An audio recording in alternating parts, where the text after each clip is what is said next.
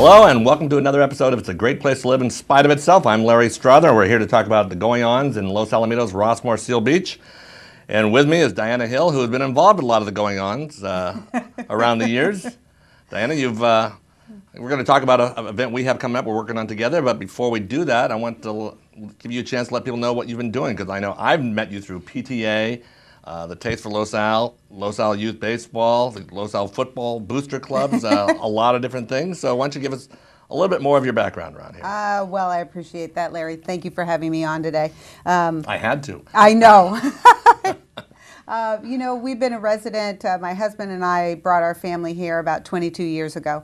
And ever since then, I had a really tough time learning how to say the word no.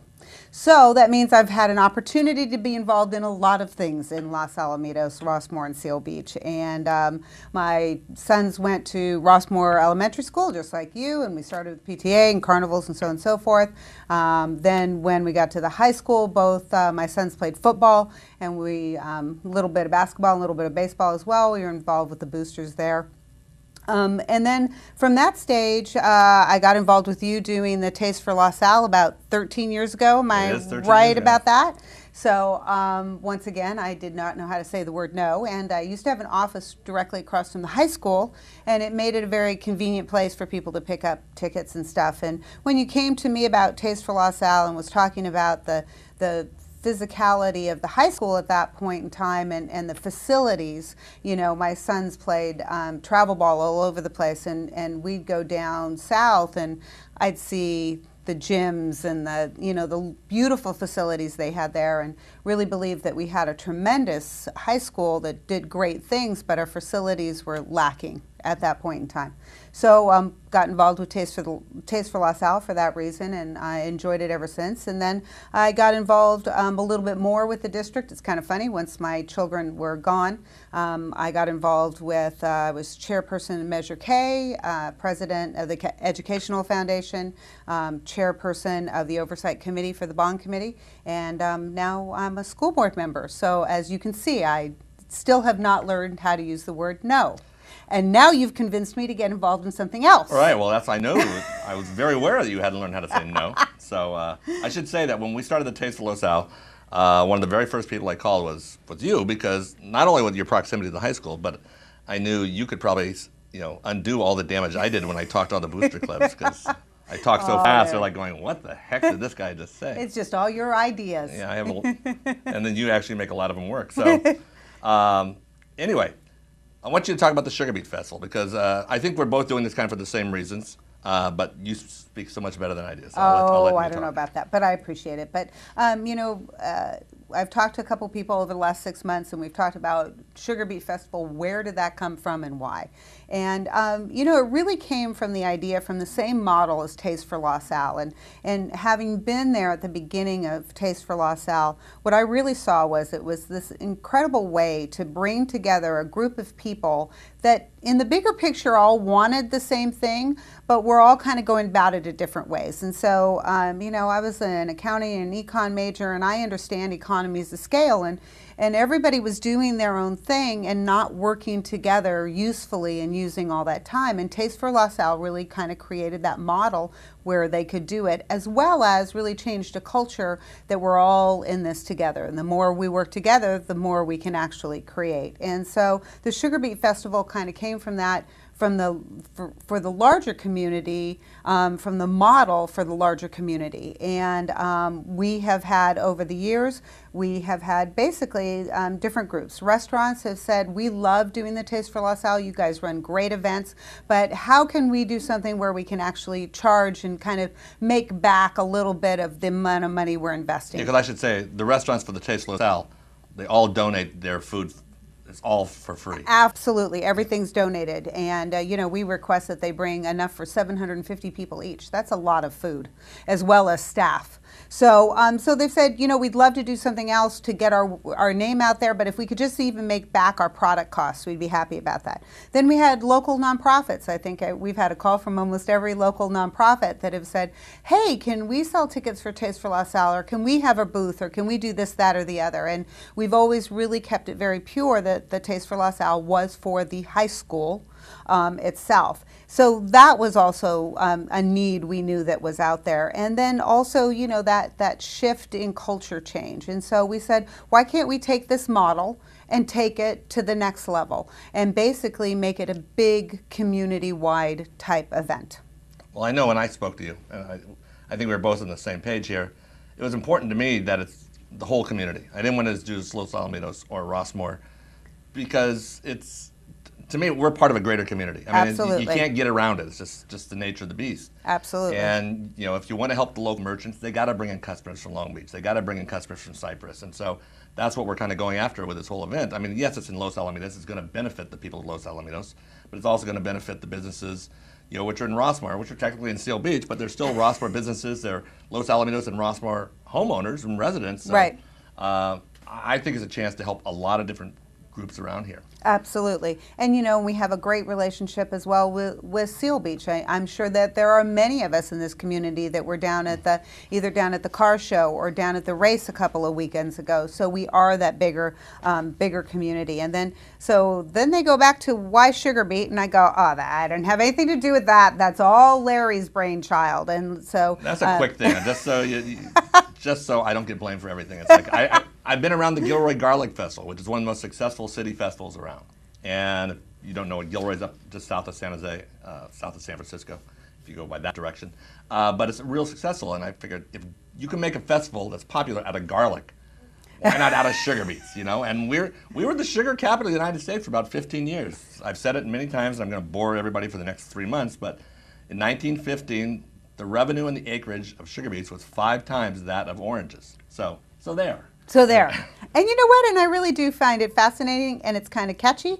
And, you know, and we have the Strawberry Festival and the Cypress Festival. And so I think also we seem to have had positive response from the city of Los Alamitos, where this event will be held, because they would like to have more of a street atmosphere type of festival come into the community as well. You know, Seal Beach has that opportunity to do things down on Main Street. And, you know, we'd like to be able to have that. Rossmoor's having their festival in the middle of Rossmoor this year. So even, and we'll all be at all of those events. So it's nice to be able to look at it from that perspective. And so when we looked at the model again and said, okay, now if we're going to have nonprofits get involved in this, how are they going to make money? And also, how are we going to get people there besides you and I just telling them all? So obviously the festival will be free. It's a street festival, so the festival is free for people to come and attend. But how do the nonprofits make money, and how do we get people there? Well, great idea. We're going to do a 5K-ish challenge, the Sugartown Challenge, and it'll be an obstacle. It'll be an obstacle type race that will be fun and community oriented, and we've got a couple of fitness companies that are going to help us out with some of the obstacles. And I do CrossFit down in Seal Beach at Beach Fitness, and one of the things they always talk about is that everything is scalable. So that's what we're going to do with our obstacles as well. So if you're not 22 and want to go over huge hay bales, we'll have more appropriate hay bales for us 52-year-olds to go over. Hay bales or giant inflatable slides or running through trend offset printing, you know, rolls of paper and stuff. So we're going to have a lot of stuff there, and we're going to have bands later on. And I know you're going to stick around, and we're going to talk to Josh Wilson from Southland after this. But I'm getting the high sign right now that we need to go to a break. So we'll do that, and we'll come back, and we'll talk with Josh and talk more about the Sugar Beet Festival. Okay, we'll be back with more Great Place to Live in spite of itself right after.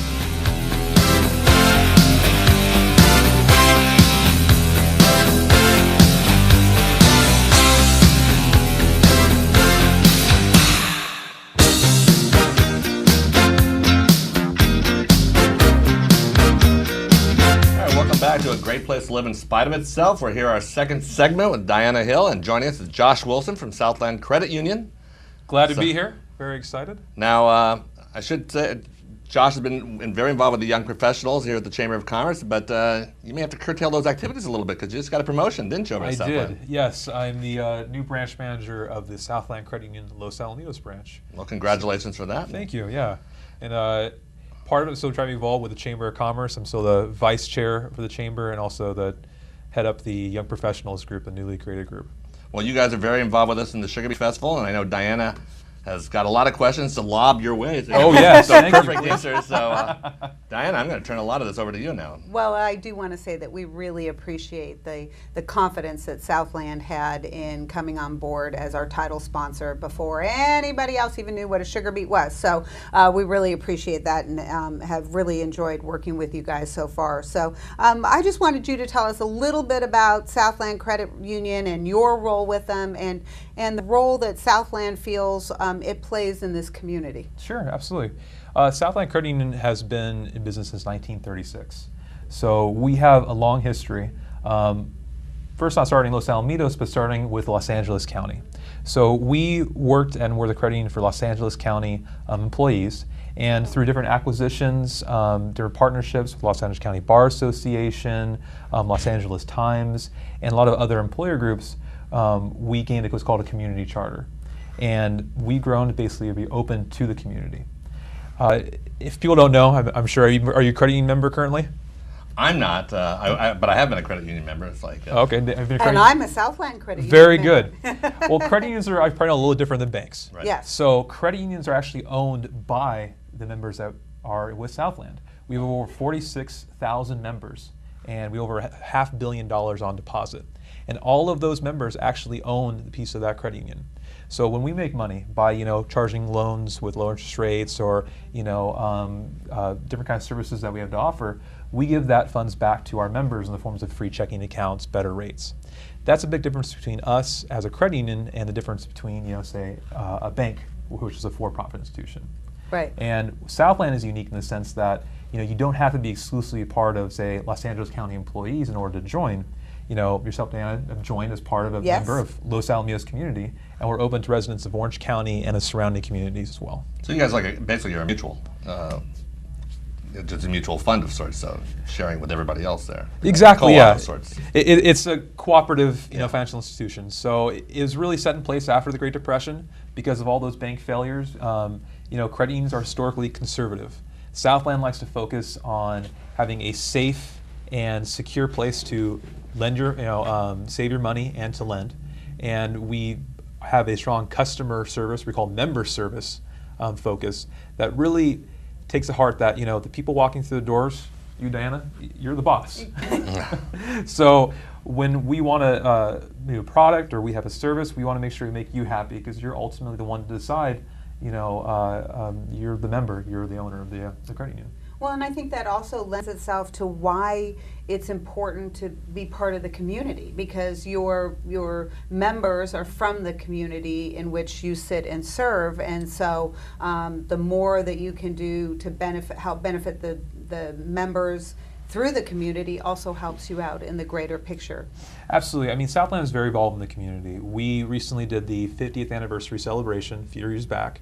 We're very involved with Wings, Wheels, and Rotors as being a platinum sponsor with them. We're the title sponsor for the Los Alamitos Southland Credit Union race on the base. We do an active participation role with even smaller groups, local sports teams, Cottonwood Park's, courtyard and their time capsule. We do that. So it doesn't necessarily be big events like Sugar Beet Festival. We try to be more involved in the localized level in Los Alamitos community. And to get Park back for your community aspect, yes, the people who are in the area, they're members of ours. And that's all with a lot of our branches. But we also employ a lot of local residents. Myself live close by. A lot of people live within a few short distance of the branch, and they spend their money. They have their children and go to school in the community. Recently, I hired a new teller. Her name is Jill. She has 4 children that go to Los Alamitos Unified School District. Yes. One at one at Oak Middle School right up the street. So she drops her son off in the morning and then goes to the branch for her 8-hour shift, and she picks them up in the afternoon. So it's great to be able to be a local sponsor, to give money back into the community, but to be a local employer as well for people who work here, who spend their time, spend their money at the local businesses, and really try to give back in more ways than just taking, but to try to be a provider in the area. And I do also believe I've seen you down in Seal Beach, down at some of their events down there as well, the Seal Beach Run, you guys were down there? Right, yes. Okay. So it's a little more. Seal Beach Run, we're doing the Christmas parade.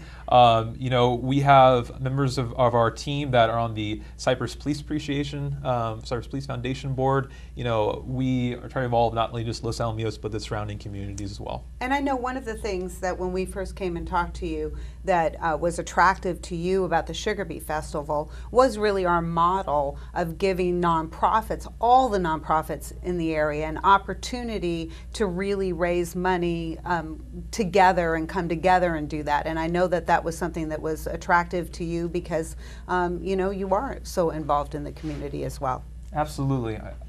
Los Alamitos is unique in the sense that we have numerous nonprofits. I probably stretched to get a number, but I don't want to do it incorrectly. You mentioned that. They have more nonprofits per capita than any other city in Orange County. Any So- other community, the 90720 zip code. So. I mean, that in itself is amazing. And there are a lot of charities, a lot of nonprofits, a lot of groups that are benefiting all different array of citizens, and not just here in Los Alamitos, but in the surrounding community. So for us, as an institution, as an organization that wants to give back, there's no other vehicle better than supporting a local organization, Sugar Beet Festival being that can also provide to those nonprofits that would help our community. And it doesn't hurt that we able to get our message out there and to say that you can join the credit union and be a part of that. So we're happy to do that. Well, and that's one of the things that we don't quite have set yet, but we will very shortly, is that if they want to go to your website, they can also register for the Sugartown Challenge if they want to be part of that. Or, also one of the other ways that people can get involved with the Sugar Beet Festival is that if they are a nonprofit, they can get a hold of us and they can have their own radio button on the website, so you can come do the challenge and you can give $20 out of the $40 back to any nonprofit that has decided to participate with us. Yeah, I think it's a great option. I mean, we've done it before for other events, and we're going to be excited to hopefully offer that as a way to, if you join Southland, which is basically opening a savings account and depositing $25 of your own money, we've done that for Race in the Base, for Seal Beach Run, where you get a free entry into that race. And you get to keep your deposit for as long as you want to have your savings account. So we are definitely looking into that option, and we'll obviously put more information out there. Our website being one of them at southlandcu.org, where you can find out and get more details. And do you think when coming up to the Sugar Beet Festival and the Sugartown Challenge, I know I was right next to you at Race in the Base, and you brought the big money machine. Yes. That was such the excitement. It is, yes. We the money machine, the money booth as we call it, is definitely a big draw. You usually the day of the event, you'll open your membership up. So we ask you the same thing: deposit $25, and your money, you get to keep it, and you get 15 seconds to go inside the money booth, which is great because you have some people walking away with $150, and we've seen it. They grab all the cash and they're just holding on to it for dear life. They come out and they got the money and they walk off, but it's a lot of fun and actually harder than it looks. I imagine it is harder than it we looks. saw them at the Race to the Base. I mean, they're trying to stuff it here, and when they're stuffing it here, it's blowing away from where they stuffed it on their, Well, that's the part. You get so excited about seeing the money booth, and you see that $100 bill float inside there because we put a $100 bill and two 20s every single time. That they're going on they're grabbing the cash, and they see it, and they let go, and the cash, and they try to grab the other one, but all their money flies out when you do it. And then they think they've lost their financial security for their lifetime. So. Yeah, so we try to encourage it. It's more of a fun bonus. Any money you pick up is yours to keep. I know one of the other things that we found really attractive with partnering with you is when you walk into the Los Alamitos branch, you being the Sugar Beet Festival, and that we're really using history of this area as part of that. When you walk into the Los Alamitos branch, there are actually pictures of the history of Los Alamitos in your branch. It's really great. Our marketing team did a wonderful job in how they crafted we call it historical wall. Right.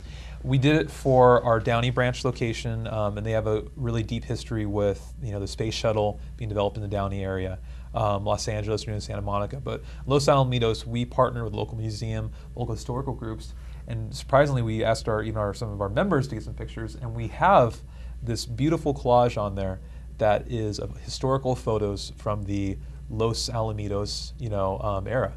Some photos I think even appeared in your book.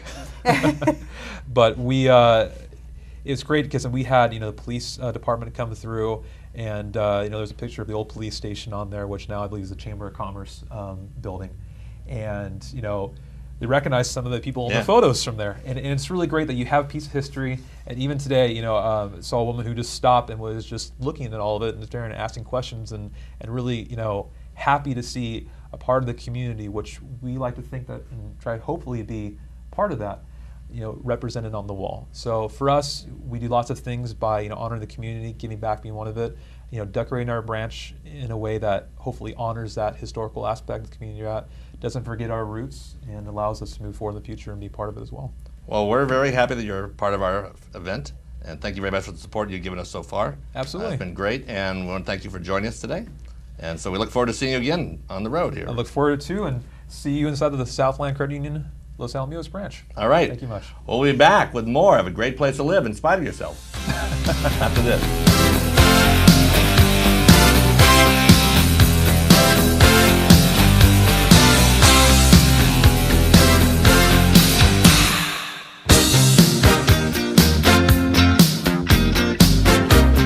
Welcome back to A Great Place to Live in Spite of Itself. I am here with Patti Laird, longtime realtor, Keller-Williams Realty, but you have been in this community a long time before that. So Yes. Going back to, I know in the 1990s, you actually coached volleyball at the high school, right? For both the boys and girls teams. Actually started in 1987. I coached the boys team, and we won the first league championship at that time, and then we went on to win 2 more championships, and then I went on to coaching the girls volleyball team. We won league 3 years in a row, and then we won the CIF championships in 93-94. Well, I think we might have a photo there of Kirk. If you can pop that one up there, it'll come up, I think, sometime. But the year, there we go. Do you recognize that photo? Oh my gosh, yes. That was a great photo. Do you stay in, that was the 93-94 season? Yes, it was. Do you stay in touch with a lot of those players still? Actually, some of the girls I do. Jody Dolan is actually has her own design. Which one is she? Oh, let me see where Jody is. It says right there, front row, so she is... I see Katie. Jody is right next to me, I believe. Okay, number 9, and all right. yeah, and she actually has her own clothing line online and does very, very well up in the Los Angeles area. And Kristen, number 15, Kristen Reyes, she is doing very well. She's a engineer, I believe, and she's doing really well. She lives in the Long Beach area, her and her husband. And a lot of the girls are doing really well. Maria Bowden, number 2, she is doing very well. She's actually in real estate down in, I believe, the San Diego area. Oh, okay. So yeah, some of the girls have really stayed in touch and have done very well. We're really happy for them. You coached both the girls. I was interested when I read you coached both the girls and boys teams. Yes. What was that like? I mean, actually, it was great. It was very interesting. It was a kind of a learning process. The boys, they're like little puppy dogs. The harder you hit them, the better they like it, and they just want to, play hard and work and work and work. And the girls are just more strategic, and so more strategic playing and more strategy. Okay, you have to hit it over here, over there, and make it. It's more of a game of finesse with the girls, whereas the guys, it's all power ball. so you had obviously played a lot of volleyball prior to that. Yes, I did. I actually started playing volleyball in junior high over at St. Anthony's okay. St. Anthony's Elementary School, and then I played at high school, St. Anthony's High School, and then I also got on a club team when club teams were just starting, and we played with Flo Hyman, Debbie Green. Oh, wow. Olympians, gosh. that 84 Oh, yeah. Olympic team, yeah. Right, exactly. Marilyn Becker, Patty Becker, myself, and a few other girls. So yeah, we did really well. We stayed in contact for a while. Even during the 1984 Olympics, we went down and all got together afterwards and went to breakfast. So how did you go from that and end up in the Los Al Rossmoor area? Well, I grew up in Long Beach Right. and moved to Los Alamitos, and we actually had an indoor ski shop here in Los Alamitos. Oh, really? What was it called? Performance Sports. Okay. And we had 5 schools that used our indoor ski ramp to teach lessons. And so we had Cal State Long Beach, we had Long Beach City College, Cypress City College, we had Los Alamitos High School, we had a couple of the other high schools that came and used our facility and taught indoor. Where was it at? Right at right behind the Sizzler. Oh, at okay. the corner of In the business Cerritos park and there. Los Al. Okay. Yeah, so we did that for about 5 years, and then we had 3 years of the drought, which it's hard to sell ski equipment when there's 3 years, there's no snow. Yeah, that would put a damper on that. So Yeah, it did. is that why you got into real estate, or was there a intermediate step? There was an intermediate step. I was the contract administrator for the TRW Corporation for about 2 years, and then I wanted to buy a house, and so I thought, well, I'll go into real estate, and I went to real estate school in Long Beach and got my real estate license because I said, well, I want to buy a house and find out how the realtors do it. And then I got my license in 1979, and I've been in real estate ever since. How has the market changed? Obviously, houses have skyrocketed here. They've gotten bigger and stuff. In terms of trying to market the homes, how has that changed over the years? Oh, it's changed tremendously. Before, we used to have a one-page contract, an 8x10 piece of paper with little, cheat notes on your hand, and then write them in, and that was all there was. There was no one-year home protection plan. There was no disclosures. It was more buyer beware. And now it has changed so much through the years. It's now a 26-page contract, or actually it's technically a 11-page contract, but then it has all these other disclosures that go with it. So you end up with about a 26-page contract, and it talks about it's no longer buyer beware, it's seller disclose. So it's done a huge 360 and turnaround of what you need to disclose and what you need to, tell people about what they're buying into. So you're now with Keller-Williams Realty. Yes. And Keller-Williams is being involved with us in the Sugar Beach Festival. Yes. And so one of the things that we wanted to get them there is to try and promote like neighborhood pavilions, exhibits. So you have got the Highlands area. You guys I do. You guys went in there, you claimed the Rossmoor Highlands area. Yes, I did. And so you're probably wondering, what have I gotten myself in for, right? That is correct. Right? I can tell you, here's what our goal was, okay? So our goal for this was for each area in each community, like Dutch Haven, Suburbia, Rossmoor Highlands, College Park North, Greenbrook, whatever, Carrier Row. They each have their own little area, pavilion, and a realtor could be the host there, because the realtors are often like the center of a lot of different information. Correct. You're going around to that's how you call it, farming, right? You call Correct. farming your area. So maybe you get old photos when people first moved into your area. So the Highlands, I noticed you brought with you a brochure from when the Rossmoor Highlands first started. That is correct, yes. And so we were just actually talking about this, the smart suburb of Long Beach. That's right, the smart suburb of Long Beach. You would never think that being over here in Orange County. They don't even know we're a suburb of Long Beach sometimes across the moat there. But, No, they don't. but we were just talking, Rossmoor itself was Long Beach's newest suburb. Newest suburb. Right. That is correct. But this is the smart suburb. Yeah, we were the smart ones. Yeah. So what is the difference of the Highlands? And the Highlands homes are actually bigger than the original Rossmoor homes, aren't they? No, actually, the Rossmoor homes are from about 1,400 square feet up to about 2,100 square feet. And then the Rossmoor Highlands homes are from about 1,363 square feet up to about 2,600 square feet, depending on the floor plan. And I could be wrong about the Rossmoor. The Rossmoor, I think the Williamsburg might have gone up to about 2,300. The main difference between Rossmoor and Rossmoor Highlands is Rossmoor has the wide streets, the big trees, and the lots are very similar. They'll range from about 7,500, 7,600 on up to about 14,000. And the same thing with the Rossmoor Highlands. Right. They'll run anywhere from about 7,620 on up to about 14,000 square foot lots. The main difference is between the Rossmoor Highlands houses are built more toward the front of the lot, so Yeah, much bigger backyards. so they have the deeper backyards. Right. Okay. And there are no detached garages in the Rossmoor Highlands area. Whereas in Rossmoor, if you want a bigger backyard, then the secret is to get a detached garage, because then you get the houses built Right. more toward the front, so you get the bigger backyard. Well, we were talking about I interrupted you there, but thank you for that very thorough explanation. So now I know the difference. But we're talking about for the festival, what we're hoping realtors like you can do is, like, you have your area, and maybe you get old photos when people first moved into the area. You have brochures like this. Maybe we can get like all-stars for the area. Who's your local Hall of Fame? We're just talking about from the Highlands. I know like John Moore, who's now the basketball coach at Westmont and set all kinds of records in college, and Patrick Cantley, the golfer who won the Amateur National Championship.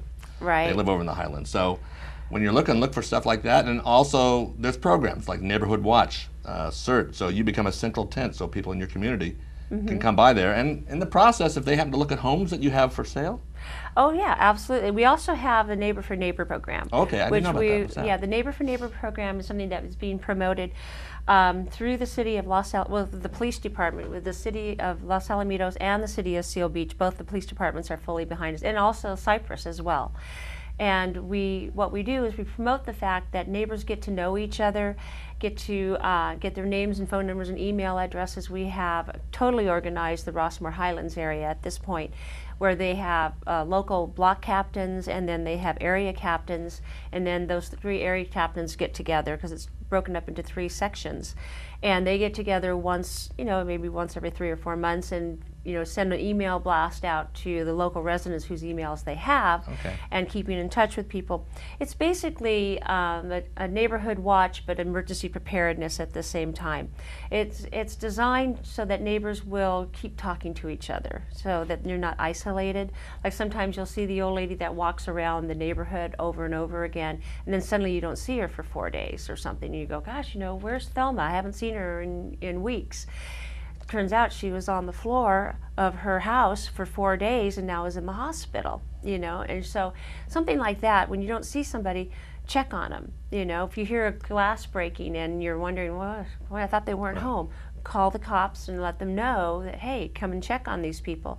The police give the benefit of the doubt to the people of the neighborhood. They would rather come and err on the side of caution and then be wrong than err on the side and not do anything and then find out, oh my gosh, the people's houses were cleaned out. Well, I know that you guys are very involved with that, and so we're hoping that if you have that set up there, people who are newcomers to the area can stop by your tent, and they can learn what's going on in that community as well and sign up for all the various things like that. We have the CERT program, we have the Neighbor for Neighbor program. We have, we really try to get the neighbors to outreach to each other. You can only do so much as an independent, and our goal is to kind of encourage people to keep helping each other, keep looking out for each other, keep talking to each other, and talk to the police, because nobody knows your neighborhood as good as you do. Right. And if you talk to the police, you know who belongs in the neighborhood, you know who just does not belong in the neighborhood. The police do not know that, and so you can actually be the eyes and ears and helping them patrol and make the city a friendlier and safer place. Well, we want to thank you for joining us. Yes. It's been great having you here. It's the Rossmoor Highlands thing. You've given me a couple other things. I'm going to scan. We'll make them available, and we'll have a link to you guys on our website. Great. And so if you have any questions about it, if we come across any information on the local Hall of Fame for you, we'll get photos over to you. Yeah, please We'll do. help you make that thing. To know more of the Hall of Famers in our Rossmoor Highlands area. And we also do Rossmoor as well. And we would also do Old Dutch Haven, which is another area that we also, what we call farm in. Right. At that. And if any of your people watching have this information, please feel free to contact us. We'd be lovely to talk with you all. Go ahead, give the email address. I know you really quickly. The website is www.pkw4homes.com. Okay. And my email address is plaird4re@aol.com. There you go. Patti, thank you for joining us. Thank you. Had a nice time talking with you, and we will see you more as we get more involved with the Sugar Beet Festival. Great. Looking forward to it. Great. We'll be back with more Great Place to Live in Spite of Itself after this.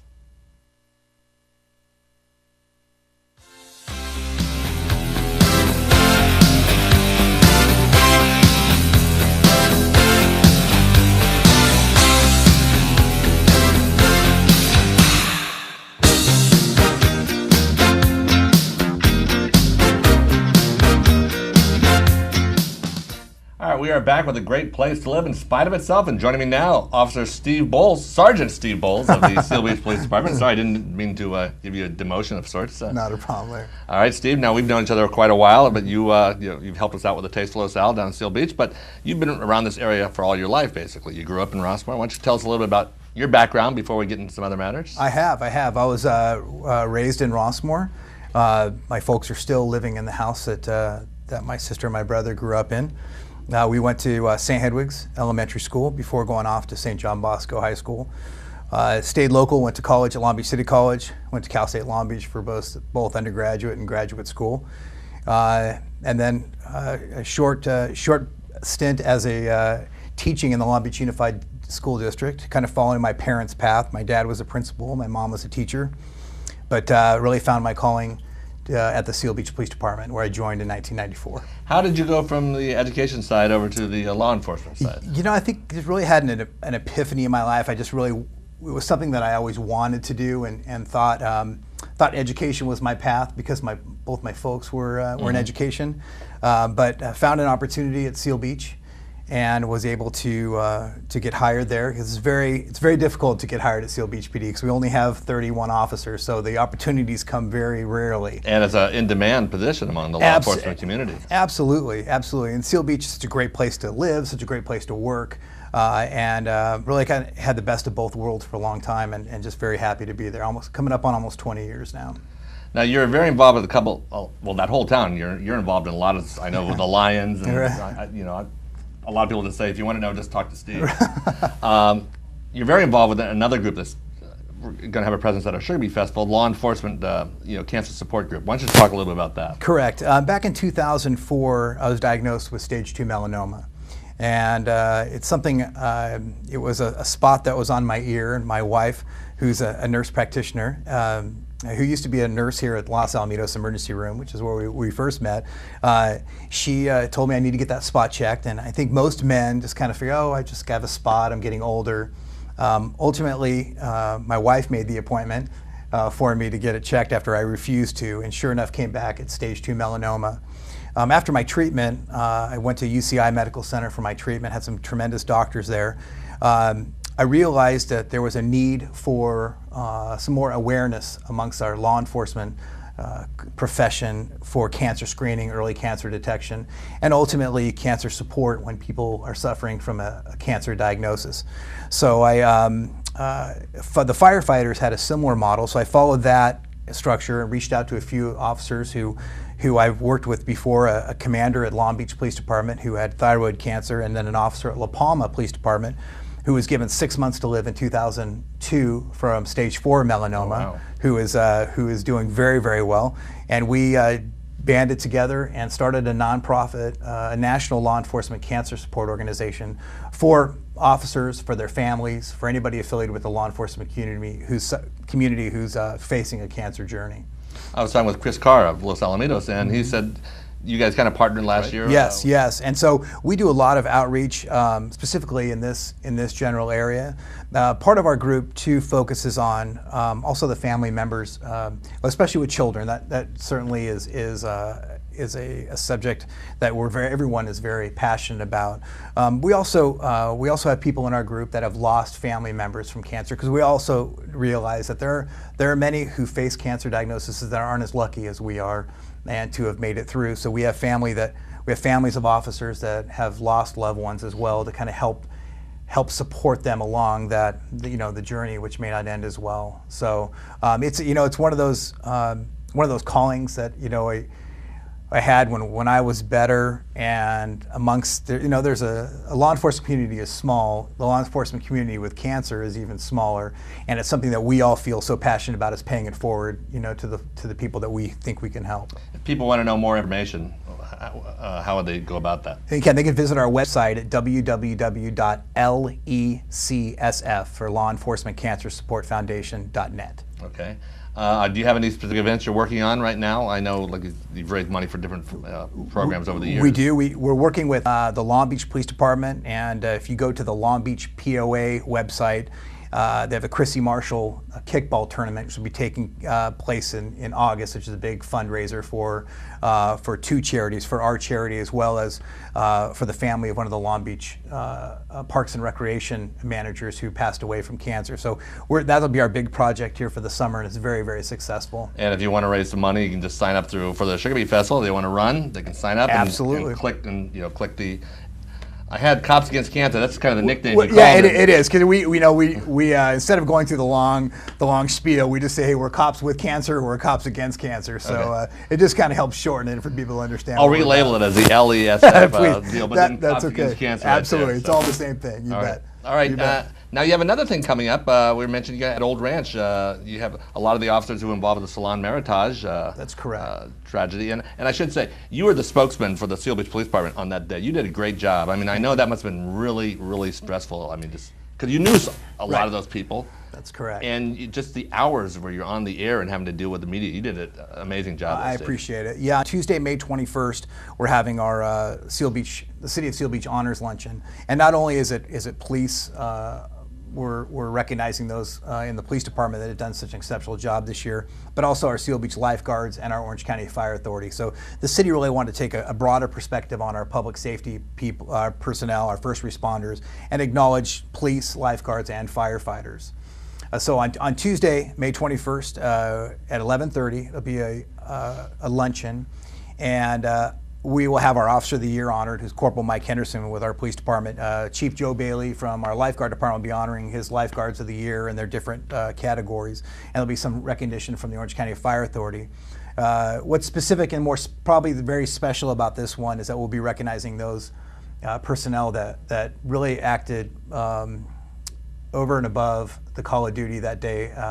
Me personally, having been at my first response was to the handcuffing team with the suspect, and then I drove to the salon. I was inside the salon, trying to render first aid and triaging those people that we could, and then stepping outside of the salon after that was done and doing my interviews for the next 2 days.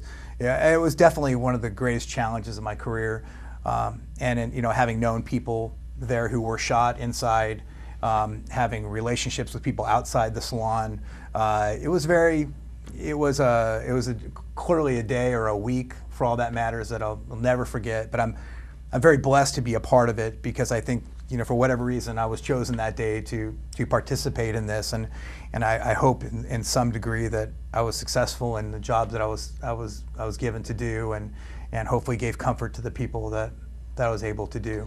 Well, I think you're extremely successful, and I think that day also showed, we're like 3 different communities, but when something happened, we were one community. Everybody who responded, from Los Alamitos, Rossmoor, Seal Beach, Long Beach, just like, Yeah, there's really no doubt, and I think especially as policing changes, and budgets shrink and policing changes, our borders drop. And we're lucky that we share a common dispatch center, that Seal Beach, Los Alamitos, and Cypress, and we really all move. Right. Los Alamitos has a robbery, all of our Seal Beach officers move. Seal Beach has an issue, all of Los Al moves down. So we are one. I'd like to say we're one rather fluid police organization, and we go where the resources are needed. But and especially on that day, we had people that were just. We had civilians that were inside. We had our non-sworn personnel there, our police personnel, of course, our fire department, our lifeguards. Everybody participated in that salon Meritage incident. And of course, the week after, having, we were coordinating 9 funerals and helping with all those types of things. It was quite a journey, and we've made some lifelong friendships with the family members, and of course, Tom and Hattie, who I've known for many years too. So it was quite an event. So if people want to get tickets to that event, tell them how they can do it. Yeah, they can actually call the Seal Beach Police Department, and we'll direct them to that at area code 562-799-4100. They can contact extension 1603. Okay. All right, Steve, thank you very much for joining us. Larry, thank you very much. And we will be Appreciate seeing it. more of you over the next couple of months with the Sugar Beach Festival and Absolutely. stuff like that, and the law enforcement cancer support group. And so good luck with Excellent. all that and all Excellent. the various things. Thank you very much. All right. Appreciate it. We'll be back with more Great Place to Live in Spite of Itself after this.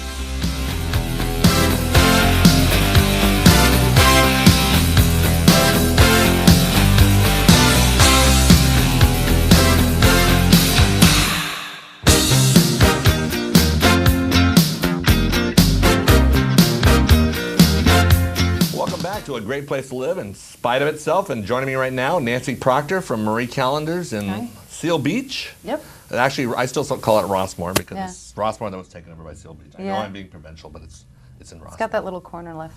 The little corner. So now you've been involved with that restaurant from the very beginning, right? Yes, I have. I know people Yes. find it hard to believe, but why don't you explain the background there? Well, my father and Don Callendar, Don Callendar is Marie's son, and Don Callendar is the one who made Marie Callendar's what it is. He's the one And- who expanded it. took it Correct. and made it And my father and him went to high school together, and so. and where was that at? Long Beach. They went to Long Beach Poly, Oh, okay. and we all grew up here in Rossmoor. The Calendars lived on Bostonian, and we lived on Cortese, and all the Callendar kids went to Los Al, and so did we, and been there from the get-go.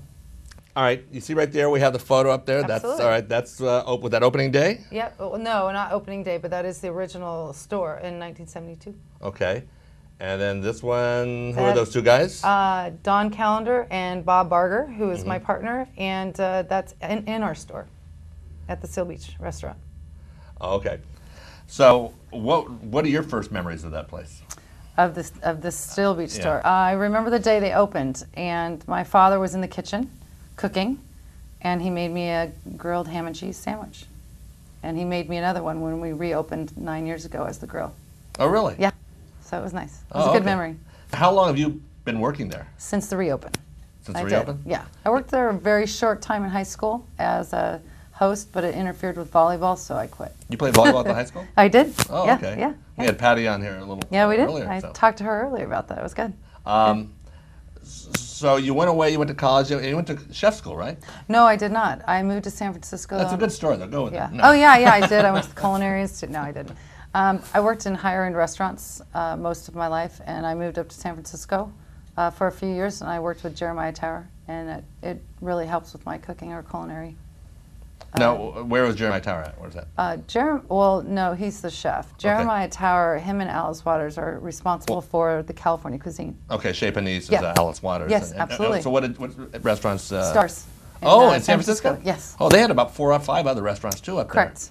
That And I Fog worked- City Diner, was that also one of theirs? It was, The and I Fog City Diner, those guys, they had a lot of places. I mean, Yeah, it was Spectrum Foods. Spectrum And then- Foods, okay. And then before I moved up there, I worked for URG, which I believe is ARG now, but they own 555 and Pine Avenue, and I opened up the King Crab Lounge with them. so what brought you back to Rossmoor?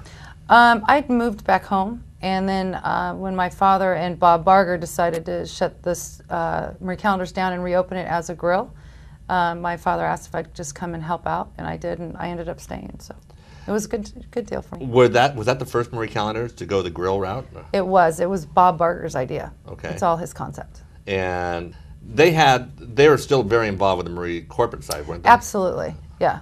Well, no, I'm sorry, I take that back. Don Callendar sold the company, I was like 20 years old when Okay. they sold it. So it's owned by several different organizations. Now it's owned by Perkins. But you've been there, well, I know you've done every taste for Los Al, so that's 9 at years least now. 9 years Yeah. as Callendar's Grill. Yeah, Has the yeah. concept worked really? I know it has for It you has. guys. Has it been taken to other Callendars around the area? Corporate has one other store, and it's in Wilshire, and it does very well. On Wilshire Boulevard in LA.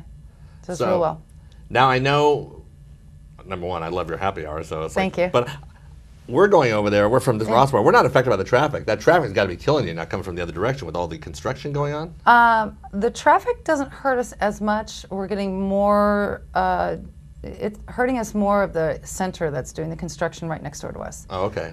People are calling to even ask if we're open. They think we're closed. Well, Marie So Callendar's is open. We so are open, and we're not going anywhere. They're not going anywhere. So what if you've started a lot of stuff? One of the things I recall is that for Thanksgiving you have this The feasts. the feast. You make everybody's meal for them right there, and that's Yeah. doing really well. From what I Yeah, we understand. do like 300 feasts on Thanksgiving Day, and we do about anywhere between 5,000 to 6,000 pies in 4 days. So it's Holy a lot. cow. Yeah, it's a lot of work, but it's a good time. And Peter, who runs our back of the store for us, he's our kettle and bake. He's been there over 20 years, and he does one of the best pies in the company. So he's great. Can't beat him. What's the average pie order?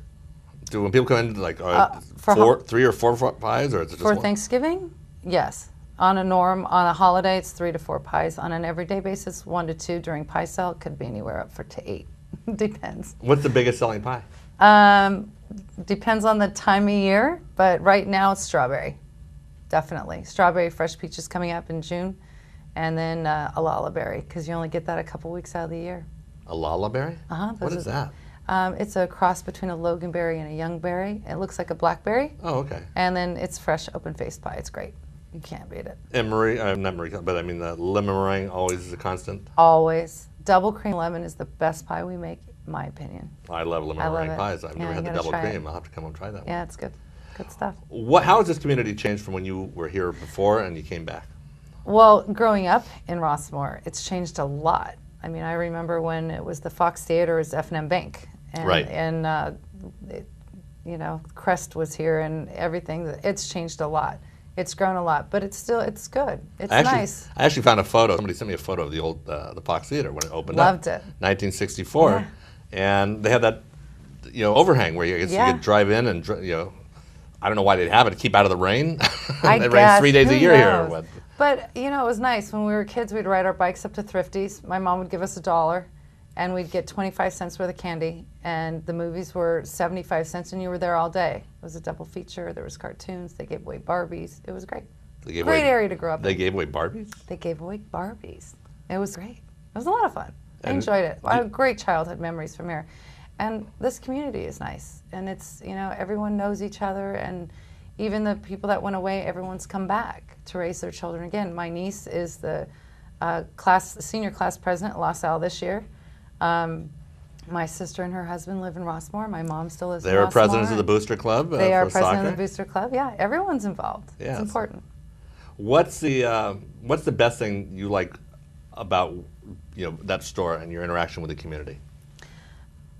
I like seeing the same people I see, you know, throughout the year all the time, which are our regulars that come in all the time. And to me, just being involved in whether it's a Leisure World group or, you know, We Care, which is the homeless that we work with, or Taste of Los Al, and interacting that way, it's fun for us, and we enjoy it. And you have to love what you do. Well, you've always been really generous with Taste for Los Al. People don't realize how much work that is for the restaurants because you're providing food for free, so the nonprofits can make, you know, Yeah, all but it does a the lot for us too. I mean, do people come back and say we appreciate what you do? Absolutely. Oh, all the time. And we've had the same 3 girls that have worked at the Taste of Los Al since you started it. Well, I know Was it 9 Amanda. years ago. Amanda, Amy, and Kelsey, although she doesn't work with us anymore, still wants to come back. Was Kelsey Amy's sister? No, they're just friends. Oh, okay. But they do look a lot alike. There was one girl who came, I'm here just because my sister needed somebody. Oh, that's right. That's Kelsey's sister. She also works with us. Okay. But yeah, we have a lot of families that work together at our stores. So there's a lot of family members and sisters. My niece works there, not Hannah, but Haley, which I'm very The one proud who of rides her. horses all the time? One who's a great horse rider. Yes, very Okay. good at it. Did you ride horses? I know I Sue did does. not. My sister is the equestrian, and she's very good at it. I'm a little fearful of horses. I like to ride them, but only if they walk. I don't like them as much, but she's a great rider. Always has been since we were kids. What do you do when you're not involved with a restaurant? Well, I'm active in a lot of different things, but for mostly it's family, and my mom has Alzheimer's, so we spend a lot of time with her right now. Where's she In living? in Rossmoor. Does she live in Rossmoor? Yeah, Okay. and all of us help take care of her, so that takes up a lot of our time, but you know, it's well worth it. And then I have a fabulous new dog that I'm training, and just hanging out with my friends and living a good life right now. We're here. We're talking today about the Sugar Beach Festival, and one of the aspects of it is we're going to have a competition between the various local restaurants where they have to do a entree involving Sugar Beach. So Absolutely, we're hard at work at it already. have you figured out what you're going to do with it? We have a couple recipes that we're working on, but I'm going to keep that a secret. But yeah, it's going to be exciting. We're looking forward to it. Well, I think it's going to be a lot of Finding fun. a sugar beet was fun. Thanks. Well, you know, hey, you do what you can. Yeah. It's like, and then what to do with them. So. Yeah, exactly. But it's going to be fun. We're hard at work at it. I'm looking forward to it. All right, so you get the other restaurants Challenge. competing. Yeah. You want to throw down the gauntlet here? Are you familiar? Are you close to any of the other restaurants? Do you guys know each other? It's like a little. Yeah, we try to help each other out when we can. Absolutely. Okay. Yeah. Darn. I I was looking for know. conflict there. Well, no, but we can still have a competition. It's all friendly. Competition's healthy. Right, Good. and the winning restaurant is going to earn money for their nonprofit that they've made a deal with. So, Yep. all right, well that's good. Well, Yeah. we appreciate you coming by. Thank you. Why don't you say, have you guys actually got your own website yet, or is it still just the Marie calendars? Just the Marie Calendar. So Come we on, go we're off. gonna I know we're starting it. We're actually got a guy who's starting to work on it because we really just go off the corporate one for right now. It's Right. easier for people, but we are going to do our own. You got to get Yeah. your own, so we can say go there and people can get the I know. the nonprofit thing. Yeah, we oh, do. Absolutely. Mm-hmm. We should say if you're a nonprofit group, you have nights, right, where people can come in and you give them back discounts. We do. We don't have one set up right now, but yes, we do. We'll do that. And we also do the pie sales for all the schools in the area, which they buy a lot of them, or they'll buy a lot, which I mean is a lot of tickets, not Right. a lot. But And then we sell them for a discounted price to them, and then they sell them to their families, their friends, and what have you. And the school gets the middle ground. So it can be anywhere from $5 to $6 a ticket that they'll earn, which is great for the schools. How many of those pies do you go through? A lot. I mean, you go through. I'm babbling here. I don't know why. I'm going to edit this out when we do it. But God, through a lot. Well, Weaver, I think, bought like 300 or 400 last year. We did quite a few. And so that's a lot of money that they can make. Yeah, that is a lot. In there. I also work with the Make-A-Wish Foundation. I forgot to say that. Well, you should say it here. This is the chance. I know, but I don't know why. I don't like to say stuff like that. So. Okay. Well, you do a lot, and we appreciate all the stuff you've done for us. Thanks. You edit that part out, please. Yeah. I just said that. I'm not going to edit anything out. Okay. Oh, shush. But thank you. No, I appreciate you having us here, too. It's meant a lot to us, and your support for our store has been greatly appreciated. All right. Well, Nancy Procter, Marie Callendar's Grill. Yeah. Is it Marie Callendar's Grill or Callendar's Grill?